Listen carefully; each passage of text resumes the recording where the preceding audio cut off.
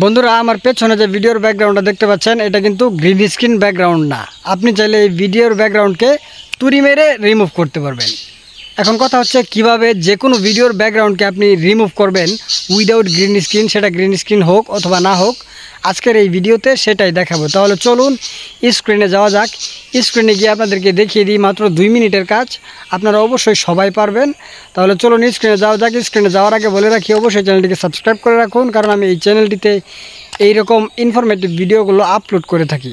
তাহলে চলুন স্ক্রিনে যাওয়া যাক। দেখতে পাচ্ছেন আমি মোবাইলের স্ক্রিনে চলে আসছি। এখন আপনি মোবাইল স্ক্রিনে আসার পর ক্যাপকাট অ্যাপ্লিকেশনটি আপনার ফোনে ইনস্টল করার পর ওপেনে ক্লিক করবেন, ডাইরেক্ট ক্যাপকাটে চলে আসবেন।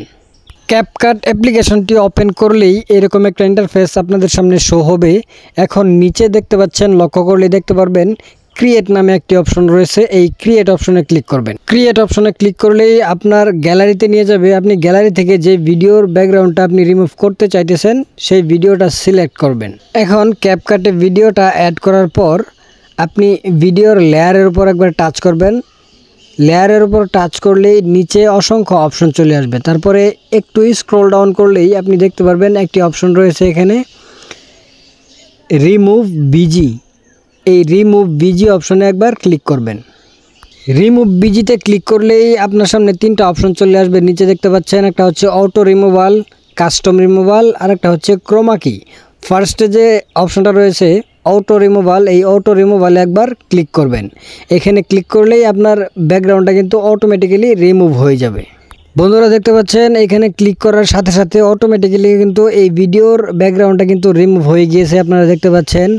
এখন কাজ হচ্ছে আপনি ভিডিওর ব্যাকগ্রাউন্ড তো রিমুভ করে ফেলেছেন, এখন আপনার এই ভিডিওর পেছনে অন্য কোনো ব্যাকগ্রাউন্ড ইমেজ কিভাবে অ্যাড করবেন সেইটা এখন দেখাচ্ছি। তাহলে চলুন।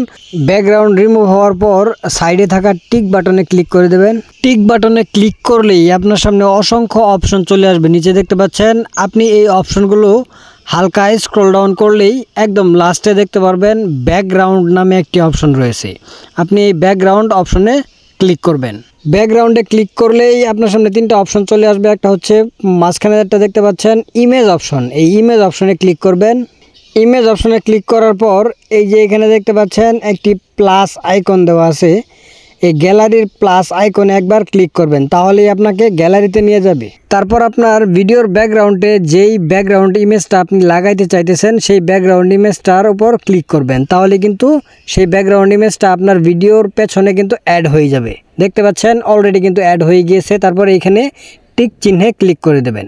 সো ফাইনালি দেখতে পাচ্ছেন আমাদের এই ভিডিওর ব্যাকগ্রাউন্ডে কিন্তু অন্য কোনো ভিডিওর ব্যাকগ্রাউন্ডে ইমেজ কিন্তু অ্যাড হয়ে গিয়েছে। সো এভাবেই কিন্তু আপনি যে কোনো ভিডিওর ব্যাকগ্রাউন্ডকে ইজিলি রিমুভ করতে পারবেন। আই হোপ আপনি বুঝতে পেরেছেন কীভাবে যে কোনো ভিডিওর ব্যাকগ্রাউন্ডকে রিমুভ করতে হয়।